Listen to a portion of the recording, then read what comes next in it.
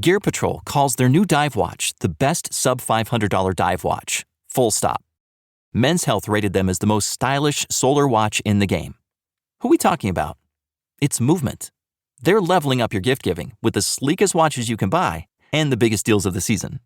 From their innovative ceramic materials to sexy automatic divers, from ultra-thin dress watches to solar-powered statement pieces, and everything in between, Movement is making sure you're the good gifter this year for your family, your friends, or for yourself.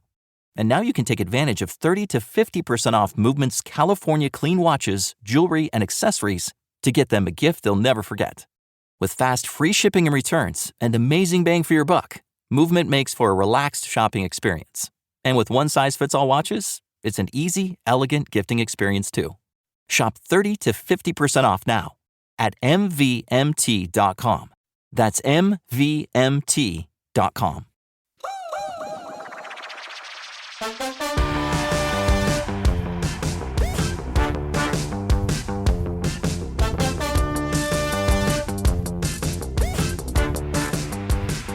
Welcome back to the Potted Together podcast. My name is Becca, and I am joined by my co-hosts Adam and Nicole, and a very special guest. We have Maria, author, podcaster, plant lady, and we're really excited to introduce her to you. I'm sure that you know who she is, but if not, Maria, welcome. Hello, Team Potted Together. It's so fun to chat with you via podcasts when I feel like I've been chatting with you and I know you from your YouTube channel. So it's fun to jump media with you today. Mm-hmm. Yes, absolutely. And Maria and I have chatted quite a bit, so I feel like we're friends, right? Mm-hmm. But it's fun to have you here and chatting with my other friends. It's like when your friends meet your other friends, like your friend groups converge. Like that's honestly how I felt this whole time. It feels really fun. But okay, so I'm sure, as I said, lots of people know who you are. You have like one of the original plant podcasts in the planty podcast space. But just in case there's some new people around here, can you give us just a quick rundown of who you are? Yes. And before that, I wanted to say to you three, congratulations, Potted Together, on the success that you guys are having with the show. And also, I have to say, I love your podcast art. Have you guys ever talked about like who created it? Has that story ever been told on your show? We haven't, I don't think. Well, maybe we've mentioned her. Yeah. I just love the concept of the pot with the earbuds on it. Like, I think it's so brilliant. And I think some of the best podcast art in the planty, arena of the podcast world. So I wanted to say, you nailed it. Great job. Thank you. Well, one of our dedicated listeners crocheted me our logo. I have a crocheted version of the logo. What? Yeah, it's wild. Should I go grab it? Yes. You should go grab it. Wait, what? That sounds like a really hard crochet project. Yeah. Her name is Natalie. She's amazing. And headphones and all. The colors, everything. Wow. That's there's nothing like a dedicated diehard listener and how they show their love, because, I think sometimes people don't really understand the grind of creating YouTube videos and creating podcast episodes. And, sometimes people reach out being like, I think you'll never respond, or, I don't know if I'm annoying you, but I'm like, no, please, please remind me why I do this all the time. Okay. Adam has returned. Show us the crochet. Oh my God. Isn't that adorable? And you can move all the pieces. Oh and it's my just, gosh. That is the coolest thing I've ever seen. We'll have a photo over on our Instagram post for today's episode. So go check it out. I'm in love with it. Give Natalie a follow. Shout out to Natalie. That's incredible. Natalie, I'm coming for you with my podcast art. Okay, but sorry. So I had to, congratulate you and for that. But okay, so you asked me to introduce myself. Hi, Potted Together family. I'm Maria Fiella. I'm the host of It's Like Prince, the podcast formerly known as the podcast formerly known as Bloom and Grow Radio. And Becca's right. It was the first American houseplant podcast. Me and Jane Perrone of On the Ledge came out at about the same time. For 5 years, I have been hosting Bloom and Grow Radio. It's now called Growing Joy with Maria. We rebranded the show in January. But yeah, I'm an epic plant killer. I spent my whole life killing plants. Couldn't keep one alive if someone, paid me. Long story short, I went through an unbelievable transformative experience when I moved in with my boyfriend. He's my husband now. And brought plants in I came for the aesthetic, but I stayed for the wellness, because I originally brought plants home to just like make our home. I was nesting. It was the first time I lived with a partner. I wanted some plants. I wanted a little balcony garden. But in those plants, I found so much joy and wellness. And, I'm a self-help junkie. I've read every self-help book. I've, done every juice cleanse, every yoga class. And, the biggest tool for seeing life lessons and learning to slow down, was in my plants. They really were the most transformative wellness tool. At the time, I was living in 500 square feet in New York City. I think I got up to 160 plants in that 500 square feet, which is wow. insane. Oh my gosh. when I think about it. Yeah. So many plants, but it all looked great.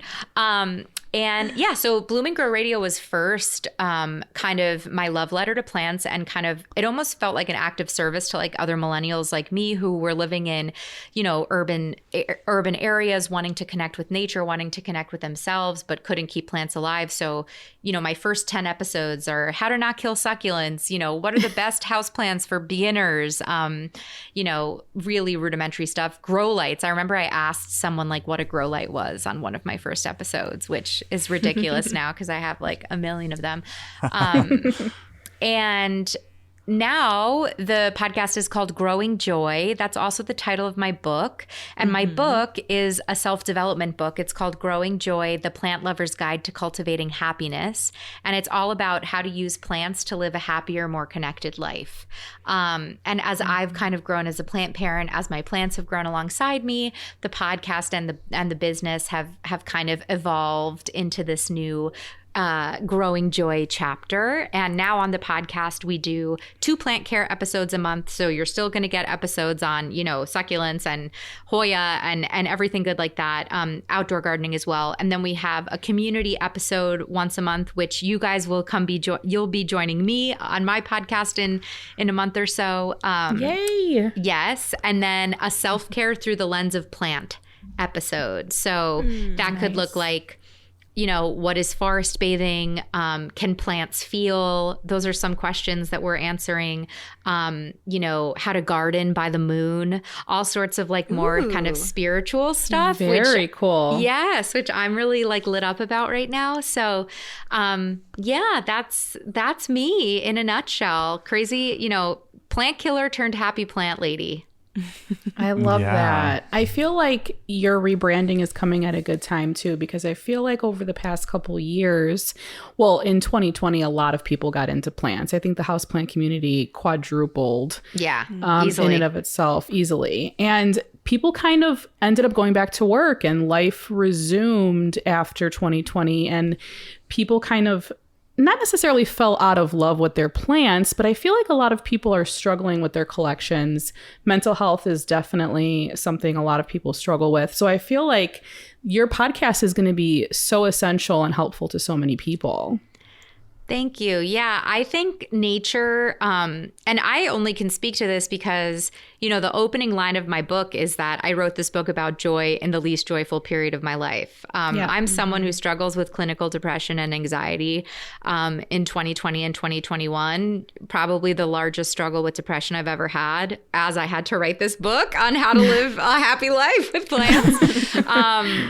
But, what I believe that everything happens for a reason. We were talking about this offline, and I think that I needed to have that, depressive episode because it reinforced the power that these plants have. I had this moment, I was writing the book, I looked around, my plants looked miserable. I was completely neglecting them, and because I was neglecting myself. And it was this aha moment of, wow, like something isn't right here. Like you need to go back to the basics, and you need to really start preaching doing what you're preaching and what you're writing about. And it was in that moment where I kind of returned to everything I talked about in my book and set up a plant care, self-care routine, and, revisited a restorative space with plants. And, I felt myself come alive again, alongside some therapy and a lot of other stuff that I needed. So yeah, I think too, you mentioned with 2020, I think it's totally normal to have plant burnout. I think our relationship with plants can be seasonal, just like the seasons outside. But I also think the bigger thing that I'm feeling personally and what I'm hearing from in my community is I think the conversation about like nature as therapy is going to be so huge in the next 10 years, because we're also coming out of this pandemic like so screen addicted. Yeah. We've come out of this time being isolated, being so stuck on social media. I can't tell you how many dinners I've sat at with people who can't leave their phones away, for 2 hours. And the conversation of burnout, man, like everybody's burned out, everybody's struggling. And I think nature is a free, accessible tool to help heal and feel better after the kind of crazy couple years that we've been given. And so, yeah, I want to just like be a part of that conversation and create some free resources for people to know how to forest bathe, or to know the beautiful things. I know that you guys have done episodes on what to do, when you've gotten burned out with your plants, or when you have too many, too many plants in your collection. I think that's as important of a conversation as any of the plant care that we talk about, because there's a dark side to this thing too, if you don't kind of keep hold of the reins. Yeah, totally.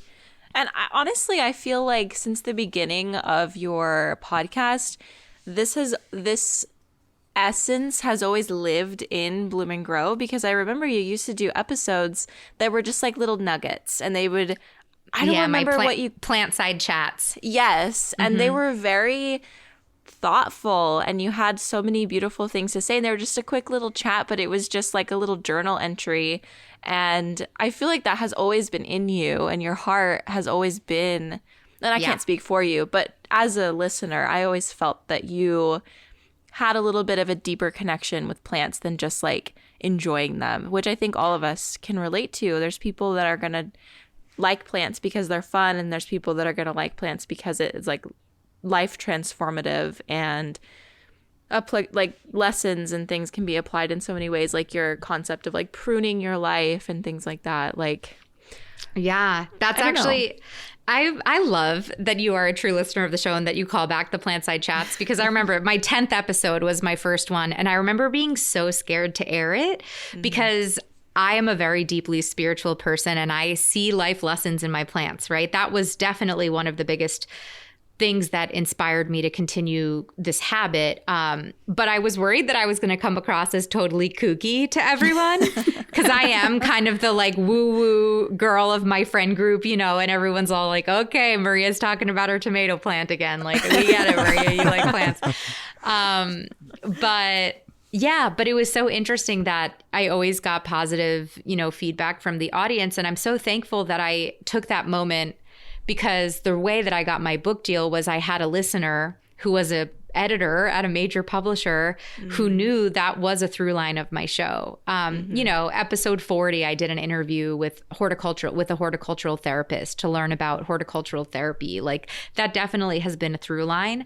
I felt like my value and my worth and what listeners would listen to was only plant care. So I feel like I kind of held back there because I wasn't sure how it would be received. But once I got the opportunity to write the book and I realized I had so much to talk about, and this is what lights me up. This is what I really feel like in terms of service can be the most value I can provide to people, in addition to helping them care for plants, right? Like, we got to figure out, you've got to know how to care for the plants in order to unlock the happiness that they can give you. No one is going to feel good with like a limping along, pothos plant. So it's that duality.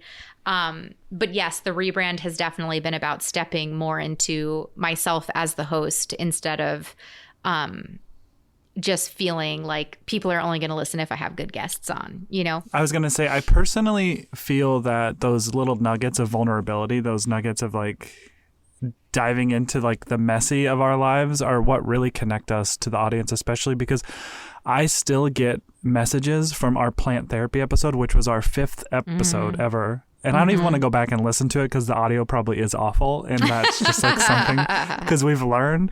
But I still to this day get messages on Instagram and someone being like, you know, I really related to what you said. And I'm so thankful that you put it out there. And it just fills my heart. And I feel like I'm grateful that you're doing this as well because it's such a good impact in people's lives, you know? It's a very exciting venture, a very exciting rebrand. Oh, thank you, friend. And I have to figure out what forest bathing is. Yes. It's amazing. It's a medicinal practice that's like approved by doctors in Japan. It's called Shinrin Yoku. I mean, that's not how you pronounce it, but that's the Japanese word. And it's literally means to bathe in the forest. And it's this practice of going into the forest, leaving your phone, leaving your earbuds, no Snapchat, no podcasts, and just immersing yourself in nature. It's a complete nervous system reset. You know, I have a chapter on it in my book, but you spend time engaging your 5 senses, noticing the birds, noticing, you know, everything there. And there's studies that have proven that, you know, 20 minutes of forest bathing, you know, maybe it's 2 hours for the week. I don't know the studies in my book, but there are studies that by these forest medicine doctors in Japan that are proving the incredible wellness benefits from spending time in nature, from decreased cortisol levels to obvious increases of, you know, feelings of well-being. Very I cool. mean, who doesn't want to bathe in the forest? No See, I hear kidding. that, and I just think of me going in the forest naked where there's possibly ticks Or and poison where's ivy. the bathtub. So it's not what I'm you can thinking. be fully clothed. You can be fully Okay. clothed. You're bathing your senses. You're bathing Got your it. senses. Fully clothed. Nudity Rolling around optional. in tick infested, ivy. Yeah. Nudity None of that. optional. Got Nudity it. optional for the forest bathing. This yes. is flashing me back to when we were at Becca's house and I asked Nicole if she's ever like peed outside and she was just flabbergasted that was something that people did. I'm like, oh, you are a city girl. Maria, I mean, City come on. girl. City I don't- girls. City girls, yes, totally. The stuff I've seen my friends do in New York City, though, I feel like I've seen people pee in the streets of New York City, frankly. But yes, totally. That's amazing. That is amazing. Yeah. So I love that your book is I mean, okay, as a reader, to me, I mean, I'm sure that you have a different description, but it's like a self-help plant book, self-help, self-plant situation. And it encourages people to use their plants as a tool. Like one of my favorite things that you put in there is, you like before you look at your phone in the morning, look at a plant and like Look at a spend plant time. before you look at a screen. Yeah. Yes. And that, I mean, I didn't have plants in my bedroom, but then I read your book and then I made sure to like put plants in my bedroom. So it like, yeah, I installed a grow light. I like made it happen. And like our room was stinky and now it's not. So I'm just saying like there's benefits. So we also replaced our floor, which probably was more of the culprit. But point is, I just thought that was really cool that you just, I don't know, it's a really cool idea to just like roll over. There's a plant on your bedside table or in the corner of your bedroom and you just spend a few minutes just looking at it. And it was very much like a meditation. Like if you guys have ever listened to a meditation, it's like notice your breath and the way that the blankets feel on your body and how your clothes are hanging on your shoulders. But Maria's version is look at the plant and look at like the contours of the leaf and the way that new leaves emerge and the colors. And I just found it so beautiful because it's like, well, it's something outside of yourself. Yeah. So I just wanted to ask you, like, what makes your book different in that space? Because it is tailored to people like us. So like what makes it different? Yeah, I mean, it's not a plant care book. Becca wrote a great plant care book. Summer Rain Oaks wrote a great plant care book. Like everybody, you know, Daryl, all the stars have their plant care books. It's a self-care book. Yes, there is a plant killer to plant person crash course in the back of the book, but the book is a self-care book, how to use plants as a self-care tool. I haven't really seen that a lot. You know, I think maybe there are a couple that have come out this year kind of in tandem with my book.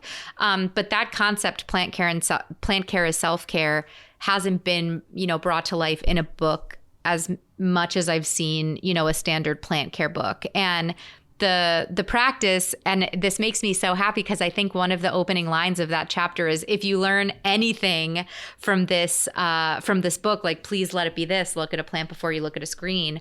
That came from my personal experience of, you know, when I started caring for plants, I had a little potted herb on my garden on my balcony. Yeah. And Which honestly, every time you posted a video, I was terrified because it just felt so high up and like you could fall off at any second. Treacherous. Actually, someone fell off our next door neighbor. No. Someone did fall off the roof, but ours, it was totally treacherous. And the shit that I used to do, like the way that I used to like lean over all the different pots, it was not okay. To be young. To be young and stupid. Yeah. But when I started caring for this herb garden, I was so screen addicted. I would wake up, my alarm would be on my phone, and I would wake up, and the blue light, that juicy blue light, it wakes you up so fast. It's incredible, you know? And I would have my coffee with Instagram or Facebook, you know, in the morning. Like I'd have my coffee with my phone in the morning. Yeah. She's raising her hand. And when I started my herb garden, I noticed that I would leave my phone in its charger and I would start having coffee with my herbs in the morning. And I would do really weird shit with my herbs. I'd like sing to them. I'd talk to them. I'd coach them along. I would be so silly. Sometimes I would journal. Well, I journaled every day, you know, sitting amongst them. I would try and engage all my senses. You know, I'd smell them, I'd feel them. And I mean, my life, that was the transformation. That was the transformative moment, because it not only connected me back with nature, but it created this space to be with myself and get to know myself. And I feel like it is so easy for us, especially, you know, millennials, Gen Z. I pray for you, Gen Z. Like, oh my God, it's so easy to be so screen addicted. You know, we get up and we look at our phones and we immediately give up our agency, and we don't have that relationship with ourselves all day, because the minute we look at our phones, the minute we open an app, it's kind of over for the rest of the day, because then you're just moving on to the email, to the this, to the that, and then you don't have any time alone with yourself. You know, I'm guilty. I watched Emily in Paris in the shower today when I took my shower, right? I'm not saying that I figured this out, but like, we take our phones in the shower with us. We take our phones in the bathroom with us. Like that, people don't live like that. That's not how our ancestors lived, and it's not how our nervous system is supposed to be regulated. And so, yeah, like that, you know, I just encourage everyone to try that practice. And Becca, it makes me so happy to hear that, you know, that you've been able to implement it, because it does give you this softness, this gentleness that, you know, the morning, like Facebook rants from your uncle, you know, or whatever, like those don't wake you up as gently as, you know, looking at your Monstera fenestrations. Right. Yeah. And I am my brain starts moving a mile a minute when I wake up, and I would rather my brain start thinking like, oh, I need to water this plant, this plant, this plant, rather than our world is ending, imploding, and everything sucks. So when you say like, what makes this book different and who is it for? I think the special sauce, like who it's truly for, are other plant parents, you know, who kind of understand how to take care of plants already. You've got your plant care routine, and maybe you're looking to reinvigorate that relationship with the plants that maybe has gotten a little lackluster because you're going back to, you know, work, or because it's not bright and shiny anymore. These are ways to kind of deepen your relationship with plants and deepen your relationship with your plant care practice. You know, I think that's the high level, like ideal person. But also I think the beauty of it is since it's not a plant care book, say you have a friend in your life that you think could really benefit from having plants, but they're too intimidated, they're too overwhelmed. Give them Growing Joy. It's really not a plant care book. They're not going to get overwhelmed with learning about all the different soil substrates. They're going to learn, the plants can help me with my screen addiction, or, I've got a forest down the street. Maybe I should go spend my lunch there once a week. And it's kind of that entry, plants. We all understand what our and I'm curious what your gateway drug plant was. Like for me, it was that tiny balcony herb garden that I became so obsessed with that I had to fill my, home with, and now I have a podcast and a business about plants. Like what were your gateway entry point plant that kind of helped you kind of explode into your current plant collections? Yeah, we've kind of talked about how we got into plants, and I think that's it's like a similar question, but when I was able to keep my donkey tail alive is when I was like, okay, I can do this. I got that this, was the reassuring, and I still have that plant probably now 5 years later, and it's going strong. So that's amazing. Yeah, that's definitely what jump started it for me. I love that. I would say that my gateway plant, not the first one that I got, but the one that taught me so much about plant care was one we talk shit about so many times, but the fiddle leaf fig. Because that finicky bastard really got me through figuring out how to learn how to care for plants, and also dealing with pests, because it got spider mites pretty quickly. And I was like, what the hell are spider mites? Yeah. Yeah. Oh, how fast we learn. Totally. Well, the first plant that came to mind for me was my Monstera deliciosa. I actually stole a cutting from someone I was house sitting for, which is not like a proud moment for me, but it's the truth. I had no idea what it was, and I propagated it in water, and, I put it in soil a few weeks later, and then it started putting out a new leaf, and I was absolutely fascinated that I could create more out of this little leaf. I spiraled after that. It just was a whole thing. That really made me realize the potential of owning houseplants. So that was definitely mine. And I still have that plant. That's the one that's in my room now. That's too, that reminds me, in my first year of Planned Parenthood, the first Monstera you get, and I think I write about this in the book, the first Monstera you get, and when the first Monstera I had was a juvenile, so it had no fenestrations. So the first few leaves that it unfurled were non-fenestrated, and that first fenestrated leaf, but also the anticipation and, and even in thinking about it, it's now my Monsteras grow fenestrated leaves, and I don't even notice. And the book is also definitely something that helps you kind of reconnect to that joy. And oh my God, Monsteras are so cool. They're a tried and true houseplant. I don't know if I'll ever so so hard to find when we first started, at least for me in Illinois. Yeah. And I got my first Monstera in Chinatown in New York.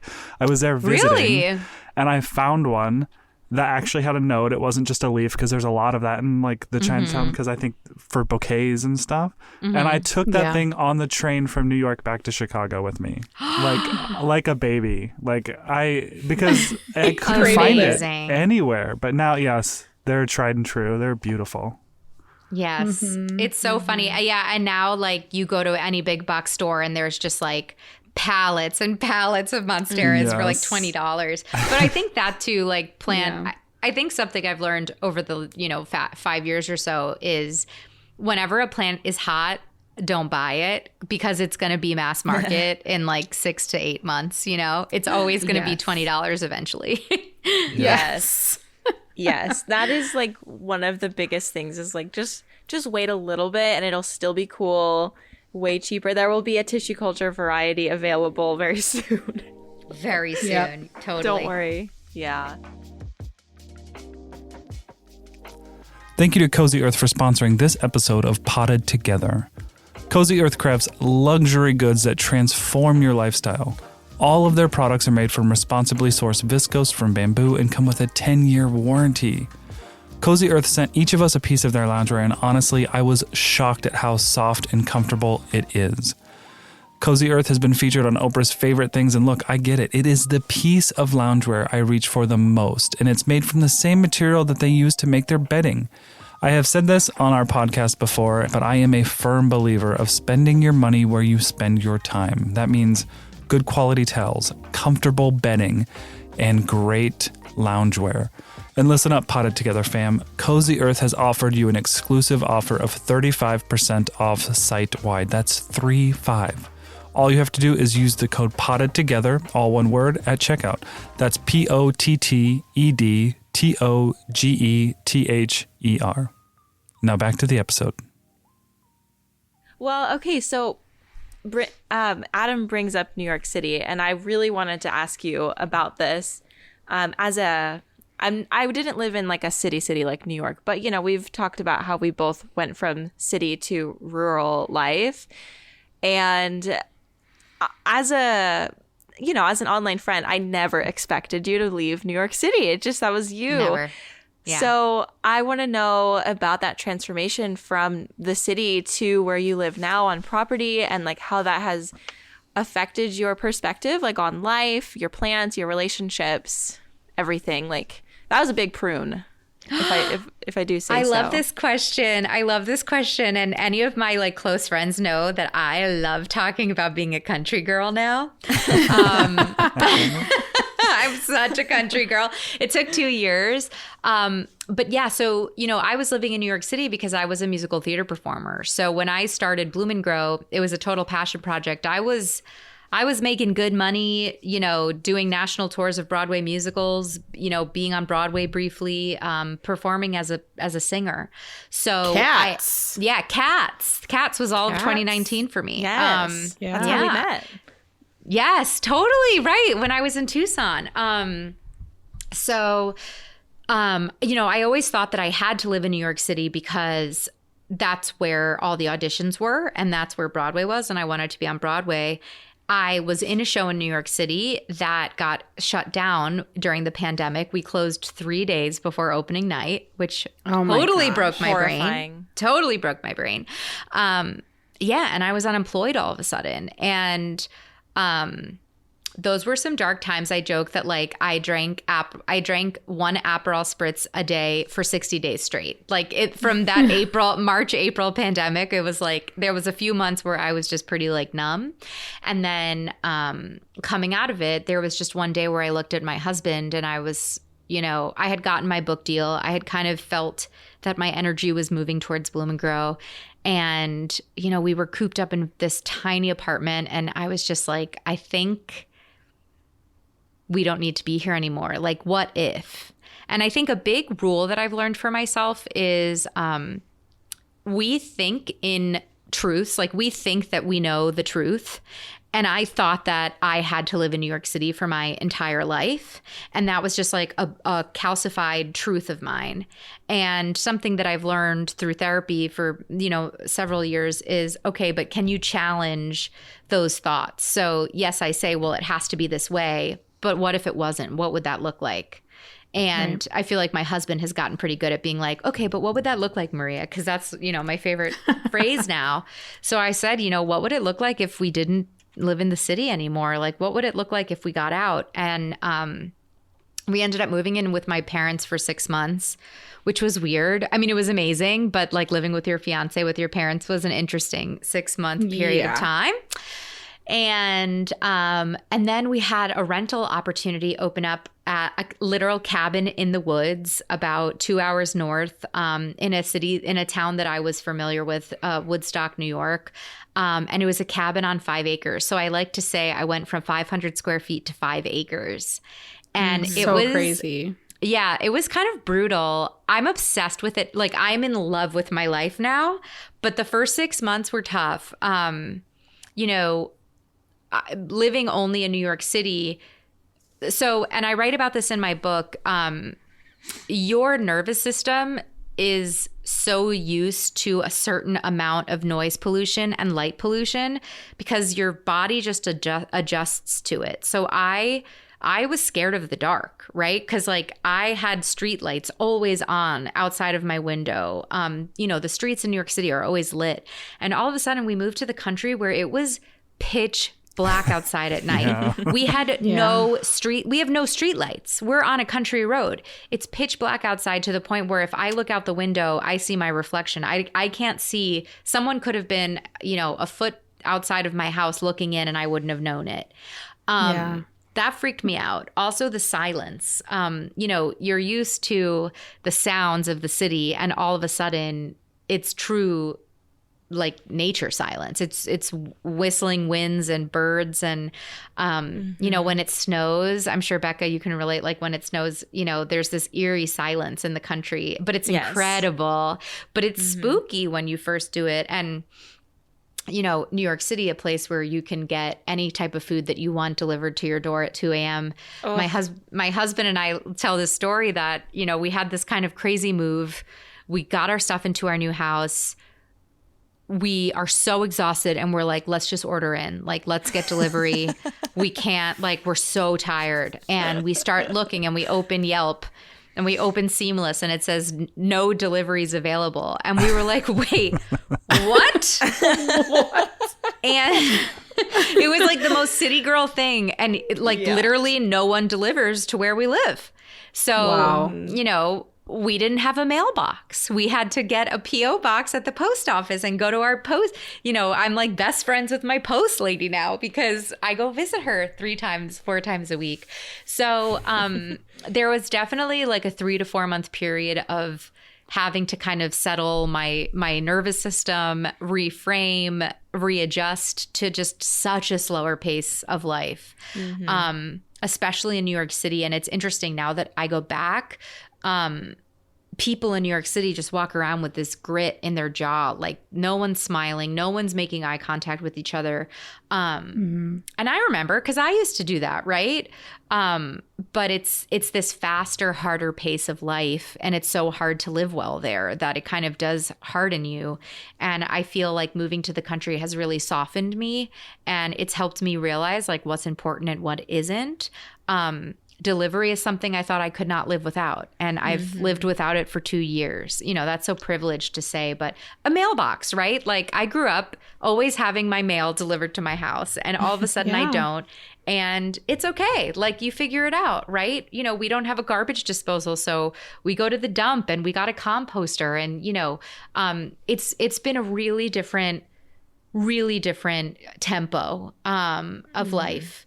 But it's been really beautiful. And I think personally, to deal with my mental health, I needed to kind of retreat to the woods and I needed to kind of cozy up and physically remove myself from that older life. Because there was a true mourning process of leaving that industry, the performing industry, which was all I ever wanted. And watching it just like disintegrate in the pandemic was so painful. And there was a true kind of mourning and dying and rebirth thing going on in my heart and in my spirit. So yeah. What do you think, Becca? Do you like country life? Would you ever go back? Yeah, I relate to literally everything you said. Besides the mailbox, we do have a mailbox, thankfully. That would be what hard. A luxury. What a luxury. I never thought of that as a luxury, but now I will. But yeah, anytime I visit home or just a city, I just think to myself, I don't know how I ever lived there. Yeah. Because it's just so strange to be so disconnected from nature. And I grew up in the desert, so it was very different than where I'm living now. So that's probably like also on top of all of that. But the desert, it's nature in a different way. It's not traditional. So I did spend a lot of time in nature as a kid. That's where I would retreat, but it's just different. It's huge trees and having that literally right outside my yard. Like we live on 7 acres. I forest bathe all the time and I didn't even know that's what I was doing. Like I just go, I have a hammock and we have like a little quote unquote campsite, that we go hang out on and do little fires. And that's just a part of my day-to-day life. And that could have never been a thing before. And it was definitely like a trade. Like I used to ride my bike everywhere and I can't do that anymore because I would be literally clocking 40 miles a day. That's just not possible. So that'd be great for, physical health, but physically. I would hate that personally. So Yeah, I agree with everything you said. And it is surprisingly amazing. And my husband always grew up like we're living in a situation that he's very familiar with. So like for him, like coming home to that is very nice. Like it just feels natural. And I can't imagine living somewhere without a forest and like big trees literally right outside my door, which is so hard because it's like, oh, it's not exactly the cheapest way to live. Like, crap. Yeah. Totally. It's so interesting. I felt we just went and spent a month with my parents who live in West Palm Beach. You know, talk about houseplant lovers. They got monsteras as hedging over there. God. You know, like I keep telling it is. my partner, I was like, let's go to Florida someday because I would have the cutest outdoor garden. Oh my God. Yes. It is wild there. And it's been very fun watching my mom kind of make her adjustment. But when Billy and I came home, we were like, we miss the forest. It's, you know, Florida's beautifully lush and it's lush all year round. But there's, I think personally, I need 4 seasons. Those seasons help me understand the passing of time in a way that I feel like, you know, when I went to school in Houston, we didn't really have the seasons. It wasn't that same feeling. But yeah, I do feel like, and Becca, I wonder how you feel about this also, because I do feel like we kind of had a parallel move situation. You're on 7 acres, I'm on 5, like very similar. But we do also say right now we're a little too rural. I do feel like there will be another move in our near future where we move, you know, to maybe 1 or 2 acres, maybe a little bit closer. There are some things where I'm like, it's 2 hours to get to the airport. It's an hour to get to a Whole Foods. It's an hour to get to a Trader Joe's. Like for me, that's just a little too much. Yeah. But I've definitely like released into the season of life that we're in of just being like, I don't know how long we're here. I'm like, but I'm going to just be a country bumpkin for as long as I can do it because it's so much fun. And I know that, you know, when we moved here, you know, I didn't love it to begin with, but it's interesting. And also, you know, if you want to talk about plants, like we're so resilient and hardy as humans, and we're so much stronger than we think we are. Similarly to our plants can survive the spider mites. They can survive, you know, the different homes and stuff like that. And if anything, I feel like this move has just taught me like, I'll just figure it out, you know, like if we have to move again, whatever, like we're adaptable humans and we get so rigid sometimes thinking that life has to be a certain way, but it really doesn't, you know, and I think that's very interesting. Yeah. I just want to say real quick that I love that what you said about you had these calcified truths in your life, because I think that is so freaking relatable. And you kind of not brush past, but you said it's a mourning period, but that probably threw you into like some very big turmoil for a long time. That you came out this stronger, more beautiful person because of it. But, you know, I think I've been thinking about that a lot lately because as a country or as like this, we're forced to like figure out what we want to do when we're in high school. Like when we don't even know what the world has to offer and you're like, okay, well, figure out what you want to do the rest of your life. And I was on a path of like, I need to be a businessman. I need to do finance and I need to do this. But my passion is not in that at all. My passion is in things like this. It's in creating. It's in doing that kind of work. Like I love that. And I have taught myself most of that, but like I wish that I would have known that back in the day, you know? I wish I would have known that, but you know, I'm happy that I found it now. I'm happy that I'm like, while I still have a day job, like I'm happy that like I have a passion and a hobby creating and taking care of plants that brings me joy. And it's not like I do my job and I go home and I'm like empty for, you know, 8 hours until bed, you know? I don't know. Yeah. I think that's so beautiful, and just the gift that you're giving yourself of allowing yourself to own that side of yourself, right? And you can be both, right? Like you can have the job but also have the creativity, but allowing it to be something that you celebrate instead of something that you feel like you have to hide. That's so beautiful. Yeah, I just think that's so beautiful and such an important lesson for everyone to learn. And I feel like, it takes a minute. I'm like, God, if I knew what I know now in my 20s, I'd be so much happier. But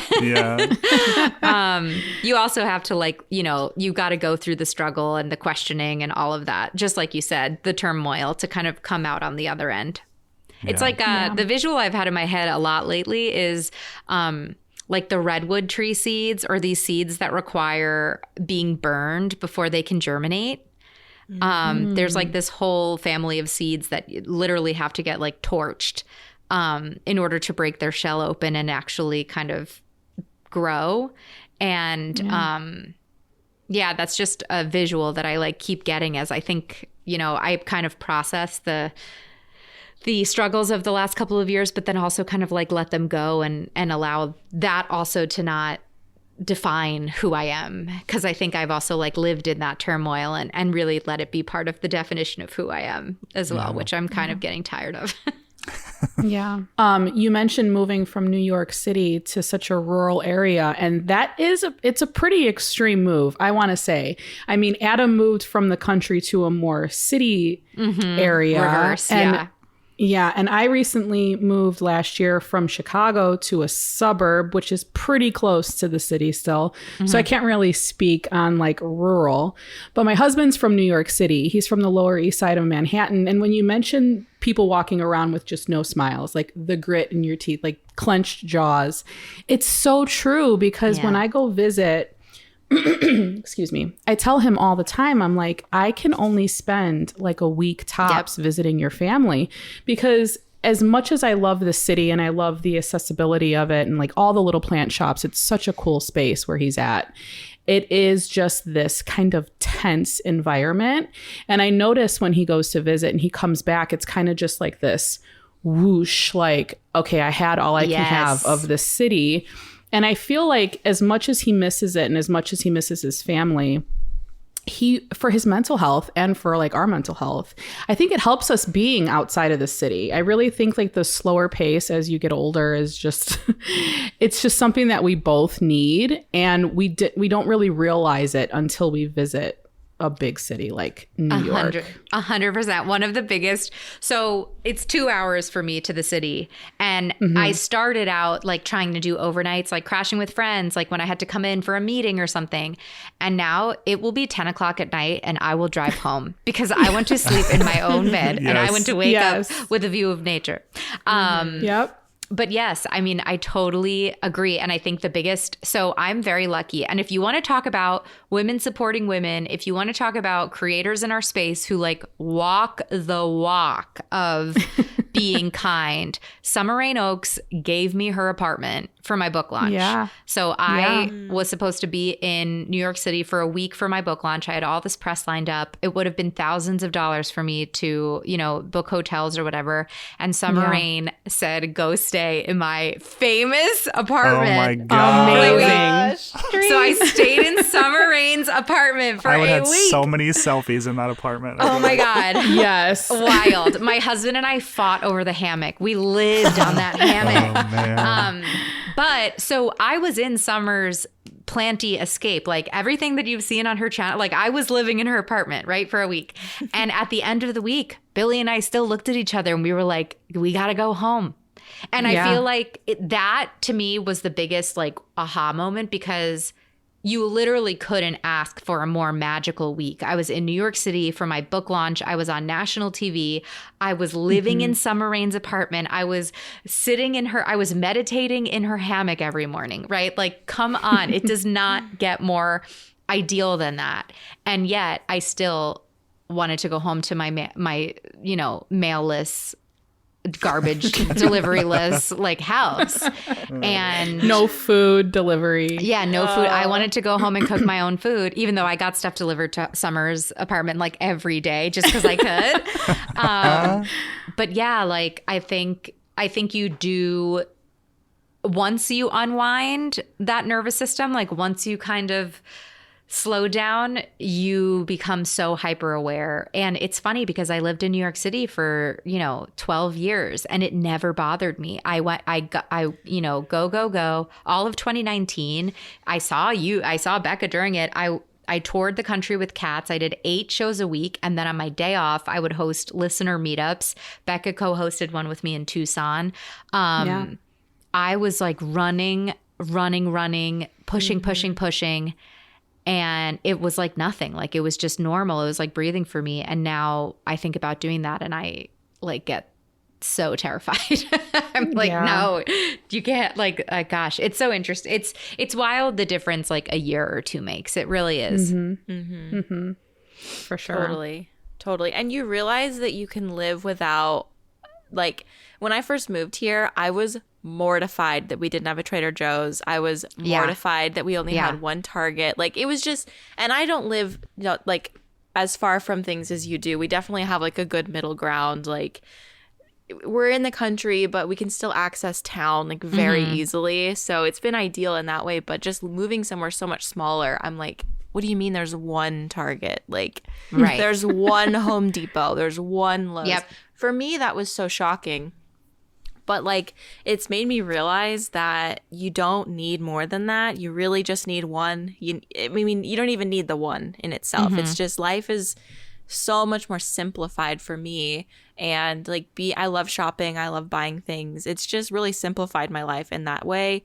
Like, I just don't need those things. I have my garden and I have my things that I really like. It's just like forced me to pare down on so many my plant collection. Number one, like, there's not as many options to go shopping, and it's hard to even ship things in the winter. So that kind of cuts down on amount of time I can ship things. Like it's different and it's good. 100%. Yeah. I would say my seasonal depression the first year I lived here was like the worst ever. Because it was such a shock to the nervous system. And as you're saying that, that's making a lot of sense to me because I was so used to everything. And then I had like what it felt like nothing. And it was just shocking. I didn't know how to react. And so it was just like seasonal depression. You're going to experience that for the first time, Becca, and you're not going to know what it is. Yeah. But you're going to experience it very badly. And every year after that, I've kind of known what to expect. So it's been better. But it's just weird. Do you have a sad lamp? How have you, if you don't mind me asking, what have you done to cope with it? Yeah. This is like a daylight lamp. And that helps a lot. I don't have one that you like put right in front of your face. I will consider that this year, depending on how dark it is. But the cloud cover is what really bothers me. It's not necessarily the cold. It's just the constant cloud cover is so weird. I mean, when I was, but the thing is when I was in Tucson this last week, it was sunny and 70 degrees like every day. And I was like, this is weird. I don't like this. Like, this is not, this doesn't feel natural, but it is natural for them. But for me, I was like, this just doesn't feel right. I need snow for winter, I do. It's crazy how quickly your brain chemistry changes as well. And for you, that was a huge change. I stayed in the same climate, but for you, that's, even more change on top of a lot of change. And obviously everything, the grass is always greener. There's always, there's negatives. I feel like I'm like, do it, move to the country. But it's like, okay, only move to the country if you're ready for like a lot of alone time. Yes, totally. Yeah. If you're ready to like face every demon you've ever experienced and be really alone, and your friends might not reach out as much because you live far. It's like out of sight, out of mind, but... Yes. Yeah. And your Wi-Fi is going to go out more than if it went in the city too. Like the Wi-Fi is going to be a problem. That has been a hard adjustment. The Wi-Fi just sucks. It's so bad. Yeah. Being a content creator too, it's for both of you guys. Like I see Becca struggle through it, but how have you been with like Wi-Fi being so rural? Is it hard? I'd say my content has suffered a little bit. It definitely. That was a huge transition. Number one, like my plants weren't doing well in 2021 because we moved to a log cabin in the woods in the middle of winter. Also because I wasn't doing very well. And my 500 square foot apartment, every inch was accounted for and beautifully styled. Like we had plants, we had a green wall, we had like all sorts of stuff. And then I was living in these rentals, which I didn't have a lot of control over, and they were both furnished. So I've lived in 2 homes upstate and they're both furnished. So all of a sudden I didn't have control over my space anymore. I had to like put my stuff on top of other people's stuff. I feel like for content creation, that's probably been the toughest, because I feel like it's been very hard for me to film video when I'm not really in a space that reflects my style or my home. And it's like, okay, but do we want to put holes in the walls here if we're going to live here for 5 months? It's like, no, are we installing the grow lights? Are we not installing the grow lights? So that's been, I think, the trickiest. The Wi-Fi has forced me to get creative. But yeah, I mean, I've had a lot of Zoom calls get like completely thwarted. And at this point, I'm used to it, but I think it was mortifying, especially those first couple of Zoom calls that just like, I just like, you know, my computer just decided not to work. And in the winter, it's worse too, because like when it snows or when you get weather. But it really does just kind of become a way of life. And now I know, like, if we have a snowstorm coming, I'm going to like let anyone know that I'm on a call with that, you know, it might not happen. Once again, it's like you think you make these appointments and you've got to stick to them, or you think that you've got to shoot the content on this day, and it's like you don't, you know. It's really interesting that it's like, I think that's what the country has also taught me is, okay, if that Zoom call didn't happen today, it'll happen tomorrow. Or okay, if I didn't get to upload this thing on Instagram today, I can do it tomorrow. And I think, you know, I come from a much more rigid place of none of that is allowed. And once again, it's kind of massaging those calcified truths, I guess. I need to like TM that. I like that what I said earlier. That's really good. But it's another thing. But it's also forced me to get creative, and I think my content has certainly changed. I mean, Becca, I feel like watching you set up your, you know, your garden, like I was hooked on those garden videos, and I've definitely gotten more interested in outdoors than indoors, because in New York City, it wasn't available to me, you know? Yeah, totally. But, you know, still loving the house plants. But I also think, you know, as people, your interests evolve as you get older. So it's kind of forced me to continue evolving and not like get stuck. Yeah.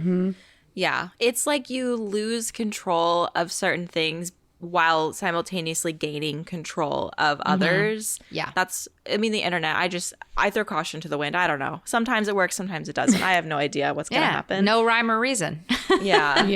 And your content might suffer, but it's like, well, this is just, it is what it is. I literally can't do anything about it. And like, you can, in some ways in the city, like you can completely customize and create the environment that you're going to live in. But when you live out here, it's like, there's so much that you're not in control of, and you kind of just have to live with it. Like it is what it is. If it changes, maybe in 10 years, we'll see a difference. But like, it's, you're not as in control of your environment, but at the same time you are. So it's kind of weird. Yeah. Right, because I was going to say, I have an entire office in this house that I have a fake green wall, and like I just installed shelves, and you know, my office is genuinely the size of probably 3/4 of that 500 square foot apartment, you know? So it took me a minute to get savvy and be like, okay, I need to look at this as a studio, and I need to create filming locations, and I need to like beautify the space so I can make it work.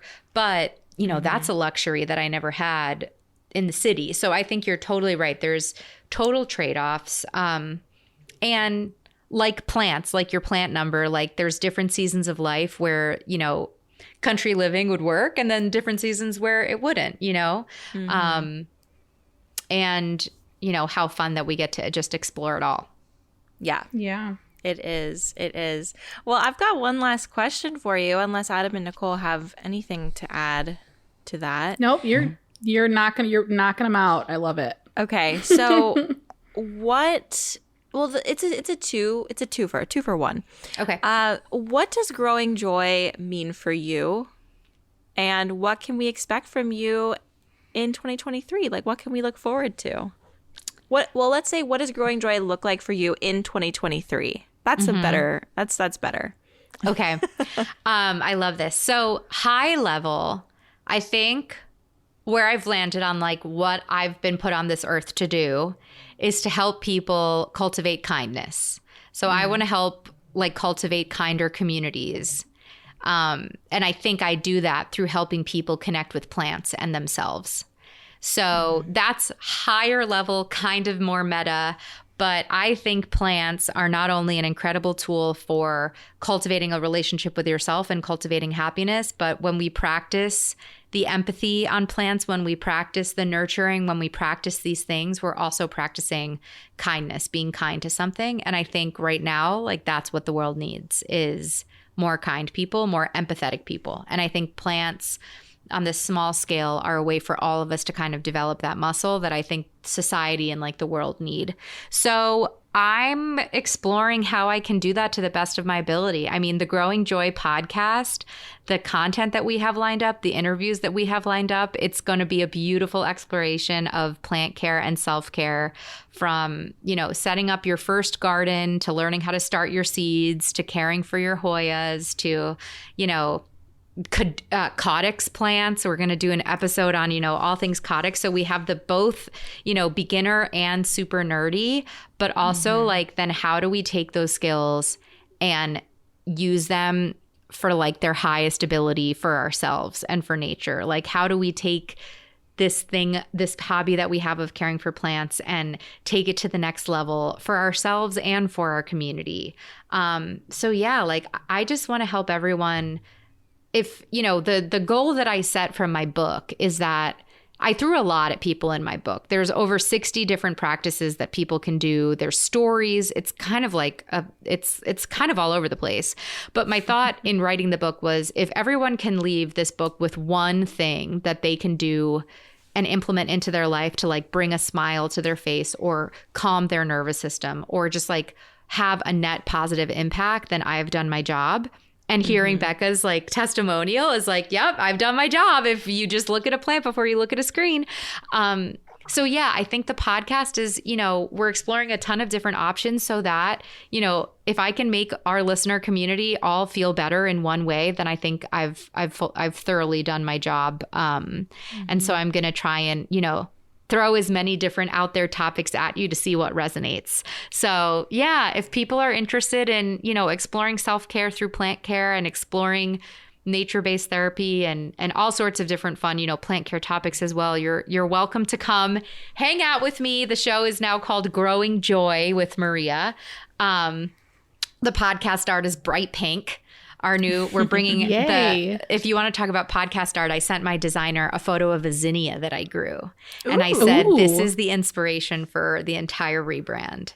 Nice. Ooh, Yeah. I'm excited to see that. Yeah. So we've got a lot of fuchsia in the rebrand, but yeah, so we're going to have fun. I'm really excited. I feel like, you know, Bloom and Grow year one, Maria, like with this 2023, like I feel excited and a little nervous and, you know, a little vulnerable, but mostly excited about, you know, kind of expanding the content that we're going to be bringing. And also we're going from 2 episodes a month to 4 episodes a month. So, you know, more free content for people as well, which is great. I love that. Yes. Well, I personally spent this morning listening to your episode with Callie, and then we were on a call for like an hour before we started recording, and I feel so fucking empowered right now. I don't know why, but I'm like, I need to find an alarm clock that's not my phone, and I'm going to buy one today and just be like, my phone is not going to be what wakes me up in the morning, because that's what wakes me up in the morning. And I'm just like, I need a change.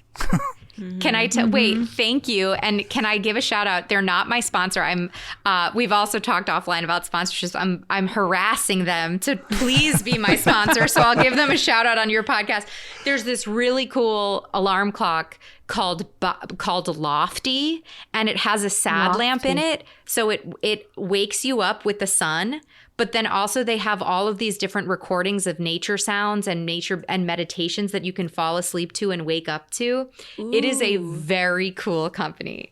Okay, and Lofty, if you're listening to this, Lofty, I want to work with you. This is cool. You've got my number.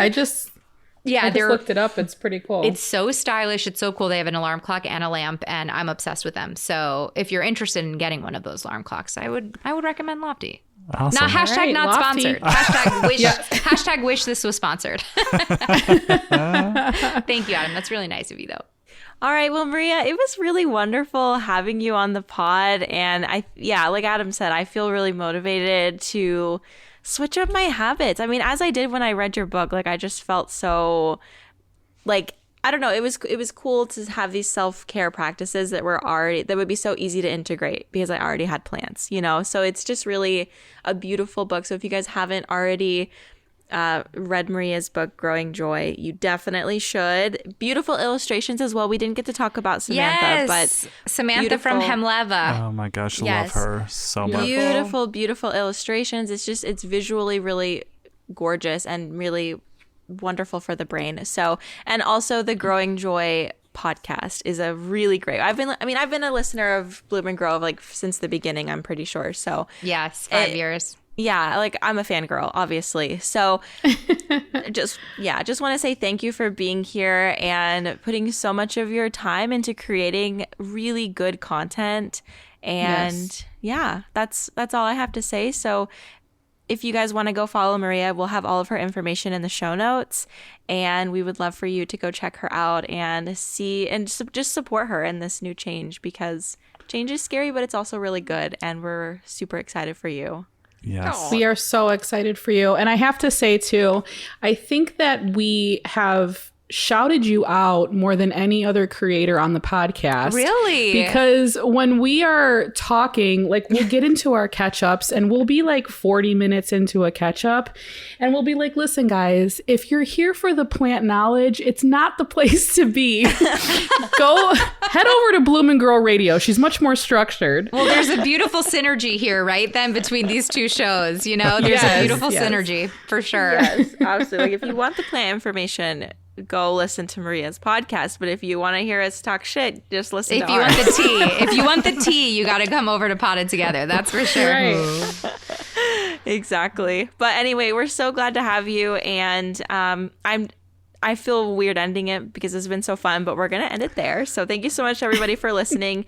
You can follow us on Instagram and check out our latest post and say hi to Maria over there. And we will see you guys next week. Bye. Bye.